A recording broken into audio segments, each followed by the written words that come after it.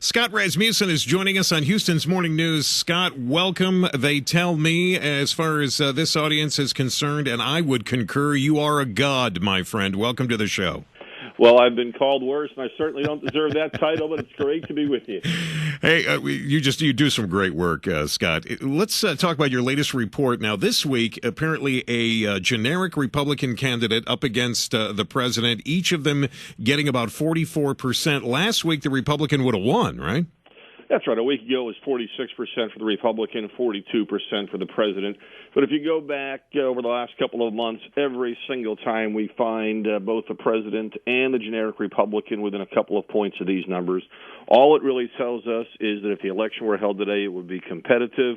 And, of course, the election isn't going to be held for a long time, so a lot can change between now and November 2012. So would it stand to reason then, Scott, that if the American people got behind or felt very comfortable with a Republican candidate, a good conservative candidate, that number could possibly go way up? I know it's tied right now, but we're talking about a generic candidate. I mean, I can see it going way up if we can find that candidate, whoever that might be, that can galvanize a lot of the people that are looking for a good fiscal conservative, a good conservative on social issues as well.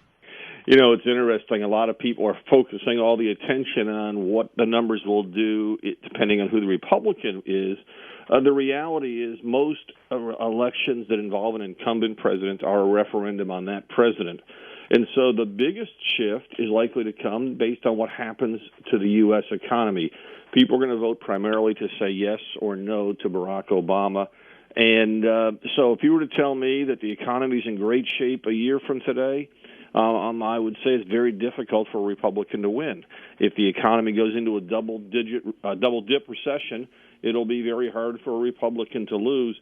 And I know that all the Republican candidates want to say that, you know, picking the right candidate is the key, but the bigger issue still is the president himself. All right, we've got Scott Rasmussen on the phone with us here this morning, and Scott is talking about a lot of different things. Scott, welcome back to Houston's Morning News, and let me throw some names out. You tell me your thoughts. Are you ready? I'm ready. All right, let's start with Romney.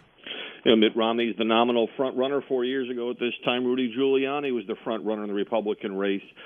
He has a shot, but like every candidate, it's a long shot. All right, to Michelle Bachmann. Michelle Bachmann is the surprise right now. Her biggest challenge is she was able to easily beat expectations in her first debate performance because expectations were so low. That will never happen again, but she is certainly a serious contender. Herman Cain. Everybody's excited about Herman Cain, Scott. You know, Herman Cain has excited people, especially those who are looking for something different from the conventional politician, but he appears to be struggling organizationally. His staff up in Iowa has abandoned him. He did fairly well in fundraising for the first quarter. His biggest challenge is going to be to prove that he can take advantage of that interest and convert it into something more real. He also is weak on foreign policy matters. Scott, a gentleman that I will have on with me next week, Ron Paul from Texas. Of course, everyone in this state is watching Ron Paul. What are his chances in your estimation? Ron Paul is one of the few people that I can be confident about. He will not be the Republican presidential nominee. He has a passionate base, but he actually draws more support from Democrats than Republicans, largely in these days because of his anti-war positions. Scott, let's talk a little bit about the debt ceiling. According to reports that you've put together, you say 70% of Americans say that default, in other words, if we do not raise the debt ceiling, is bad for the economy. 56% say failure to cut spending is even worse than default. Explain to me what those numbers mean. Well, the American people, first of all, are a little confused about what raising the debt ceiling means. They're not quite sure whether it's really authorizing new spending or something else, and they're not sure what the fallout might be. So if it really happens, we'll take some new polls and find out what their actual experience is. But right now, there is a concern. People recognize that if you don't pay your bills, if you default on interest on the debt, it's a bad thing.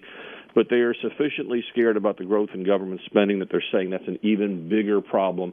I think one of the advantages the Republicans have right now is Democrats don't seem to be giving any indication that they're serious about cutting spending, and that's going to be a disadvantage for them in 2012. It is an absolute pleasure to have you on as we, of course, move forward here and get into 2012. You and I are going to be talking an awful lot, but thanks again for taking the time this morning. We certainly do appreciate it here on Houston's Morning News. Scott Rasmussen, you will be hearing a lot from Scott. Thank you, Scott, very much. Thank you. Talk again soon.